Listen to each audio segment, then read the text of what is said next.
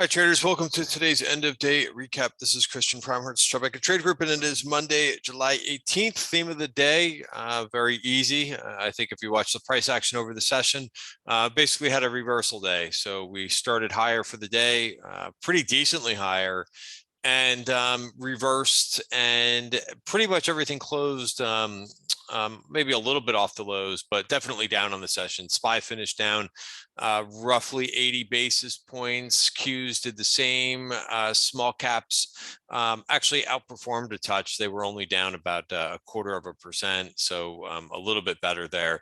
TLT, which I thought was a concern earlier, lower, meaning rates went higher today. And I tweeted that out earlier, just saying I didn't really like that rates were moving up as much as they were. No big technical change there, which we'll look at in just a second.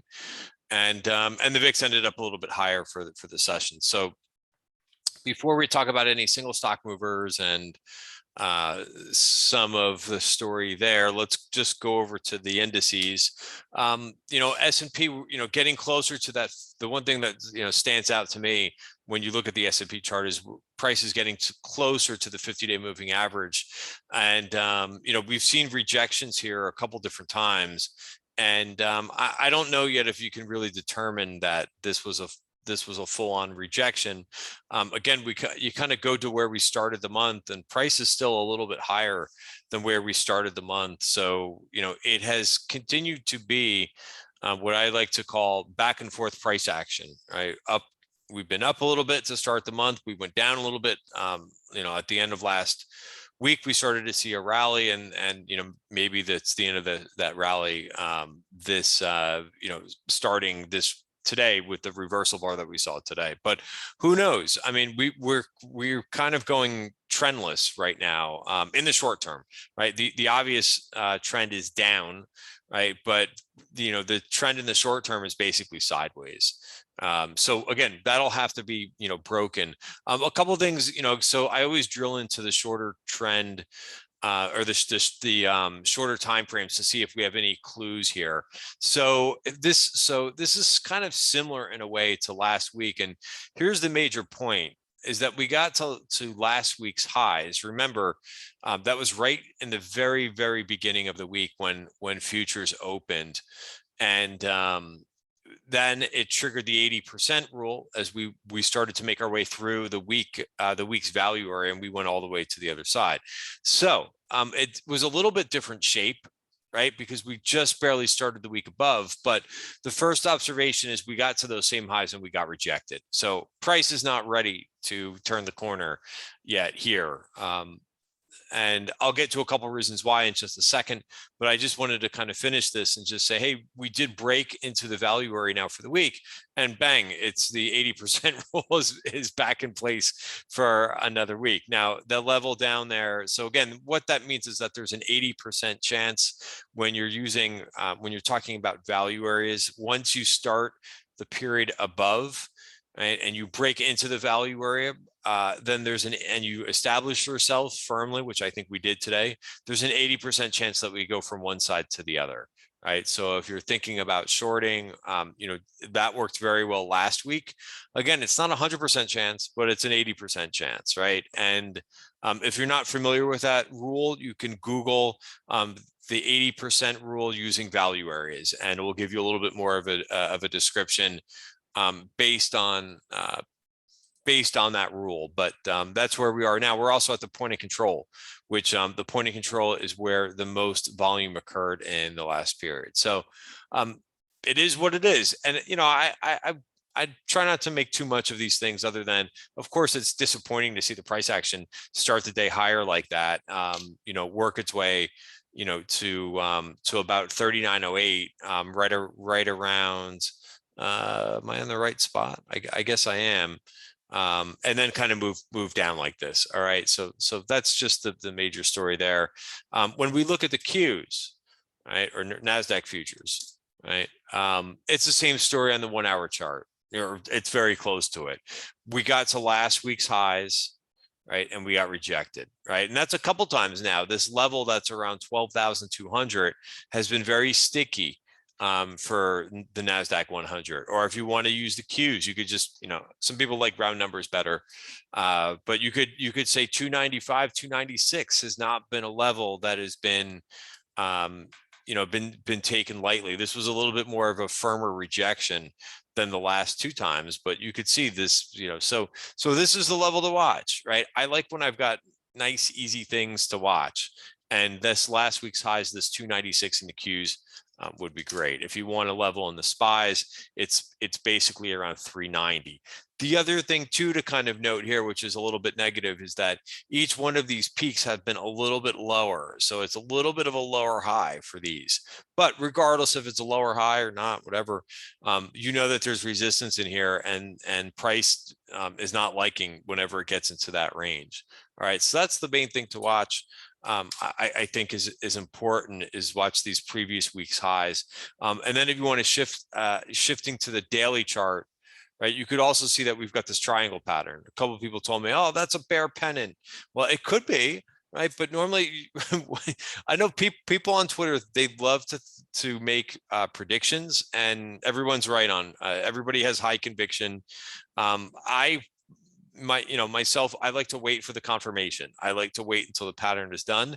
Yes, we could definitely see after this reversal bar, a move, and we could start to see a breakdown lower, but we just haven't seen that. And we've been, exploring that edge of the triangle. And I would rather wait for that. As of now, so we could talk a little bit more about a couple other things that were interesting today. One thing too that I talked about over the weekend before I get to today is that it's really interesting when you look at positioning, right? There's this is something I've been talking about now for weeks, but for whatever reason, it got a lot of attention this weekend, maybe because I'm just the person who posted this. It just makes more, it grabs more headlines when you talk about it's the first time that the positioning has been this low and such time, right? What I'm referring to is the S&P futures positioning, right? It is extremely low right now, and that is for the asset managers, as well as when you look at the speculators, right? They have taken a big short position at this point in time, right? So if you look at this, so the point that I'm trying to make here, and I'll get to it as soon as I can here, right? So here, for example, is the institutional money managers. Now I don't believe that they go short because just asset managers don't really do that. But where's the most amount of time for this? Maybe I have to hit GPO. Max, here it is. Sorry, I missed the button. All right, so the point that I'm trying to make here is that positioning is very low. And again, this is just S&P futures. This isn't single stocks. This isn't, it's definitely not single stocks, right? ETF fund flows is something else different. But so every one of these is a different piece of the puzzle. But in S&P futures, the asset managers are of the lowest level positioning that we've seen in a long time. And I think you could kind of think about that too in single stocks too. You probably, from what you've seen over the last 6 months, I don't think that the positioning is very high there either. I think that the positioning is very low in single stocks. Now, you couple that with, well, is there fear in this market? No, and that's what's the really weird thing, and that's been going on for a while too. When you look at the equity put call ratio and the VIX or the VVIX, right? There's just not there's very low positioning in this market, but there's no fear. So that's going to have to work its way out. It's going to have to work its way through. I think also, of course, the market bulls would like to see us turn the corner and kind of come out of this, but we also still need the Fed pivot, right? And I think that's also a big piece of the puzzle too, right? We need to know when this Fed is going to begin to ratchet down the tightening rhetoric that they have right now. So that remains to be seen. We've got a Fed meet. We're in a quiet period, which is really nice because we don't have to hear Fed speakers, but now we're going to be in earnings season. So that's the next That's the big thing for the next 2 weeks until the Fed meeting. So, and that brings us to, there was a report about Apple. If you read the article today about what Apple said, it's really not a shocker. I just think that we got to a level where the market is not ready to turn, right? Apple to slow hiring and spending for some teams next year. I mean, that's not really a shocker, is it? I don't think it is. Company won't backfill roles or add staff into certain areas. Apple's tech rivals seem similar steps as recession looms. Right? This is not anything. This to me, again, I could be like, this is my opinion, so I could be wrong, but like, that's not a shock at all to me that they're slowing down. But again, you kind of look to where Apple got to, right? And again, it's also like trying to poke its head above a certain level. And in the tech space, it has been showing some relative strength because it's, versus some of the other like FANG stocks, because it's one of the few that are above the 50-day moving average. Most of the other ones are down much further, right? For example, like if we look at the rest of these, and again, this is just, these are the big names, right? Well, I guess Amazon is above the 50-day moving average. I didn't notice that the 50-day moving average came all the way down here. So that is also above the 50-day moving average, but it just looks like at a higher level. Google got completely rejected. It's kind of comical at this point with these names that have had the stock splits. They did them way too late, and again, there's no value in having a stock split, right? I hope everybody knows that at this point. It's the equivalent of going to your bank, which no one goes to a bank anymore. But let's say wherever you go anywhere to a cashier and you take your $20 bill and they give you back 20 singles. Are you excited about that? You still have $20, but now it's 20 singles instead of a $20 bill, right? Probably not. And that's what a stock split is. All right, so moving on, that's the main story for the day. And the reaction, the market really did reverse at that point. What was today's outperformers? Energy names did pretty good today. Solar names still finished positive for the session. Chinese internets. So a couple of a little bit of the underperformers recently, in the last week, for example, solar names really got beat up last week. So they bounced back and they finished in the green. And what was one of the best looking sectors is biotech. Let's quickly look at biotech, right? And see if there's any technical change. I don't think so. I mean, until this loses the 20-day moving average, then there's, this is turning back down, and that's not a good sign. But bottom line, I don't want to do a big long video here because I've done some videos over the weekend and gave a presentation, so we'll keep it short. The main thing I think to realize is, if trades aren't working, right, and if I think many traders started to get a little bit more excited because they started to see more setups appear.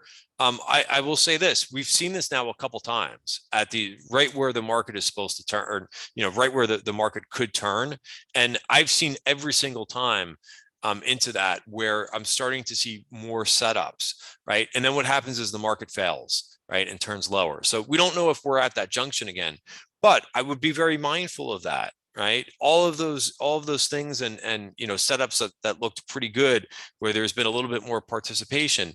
If they start to fail, then it's right back more more into cash. And I kind of took that approach a little bit today. I mean, I wasn't really heavy into today, so unfortunately I didn't have a lot of targets to take this morning because I've been playing pretty conservative in this market. Even though I started to see decent setups towards the end of last week, I still just didn't want to embrace risk taking, and just figured, hey, we'll kind of see how this week goes. And also, earnings season is a tough time generally, right? Because you're processing a lot of new information. So we're going to be getting a lot of earnings reports out, and to me, that's tough. I day traded a little bit of SMH because we saw more call buying in that, as well as the 3x leverage ETF SOX L. So I tried that today. We also saw some strength out of NVIDIA, AMD, but those names failed again, by the way, right? So it is what it is. right? So again, it's good to monitor, but there you go, a 50-day moving average for NVIDIA, and tags it and fails. But so what I did today was I took a target. I've been doing this with GTLB for the last 2 weeks. Every time it rallies, I take a target. And then, usually when it sells off, I add back the target. I didn't add back the target today, but I did take a target at 59 today. I put a couple starters on. I took them right off out of Deckers for around my cost basis. FND, which was a position I threw on right at the end of the week on Friday. I took one target in that, and I'm like, hey, it's just not worth it, right? We got a reversal bar, and I would rather just stay back into cash and stay very nimble with this market. Right, it's too difficult. So the main thing that I've been preaching, and again, this video is for information purposes only. I'm not giving out any recommendations or advice or anything like that. Full risk disclaimer is there, but I would rather just continue to kind of, trade a little bit, put on a couple short-term swings. If they work, that's great. Plan out your trade. If they don't work, I take them off, and I kind of just go back, put my cash balance back to around 90%. And that's been the story now for, a couple weeks. It's also been the story of 2022. So again, you just kind of have to be patient with this market and not get overly frustrated. It's perfectly natural to get frustrated with today's price action. But you want to just be able to get over it quickly. I was talking about that in the weekend presentation that I gave, is that you have to be like a goldfish, right? Like they say in in Ted Lasso, and just get over it and move on to the next thing. And then just be patient and wait for this market, and wait for the next Fed meeting for when we might have some more clarity on when they're going to be pausing all those interest rate hikes. All right, guys, that's it. Have a great night. See you tomorrow.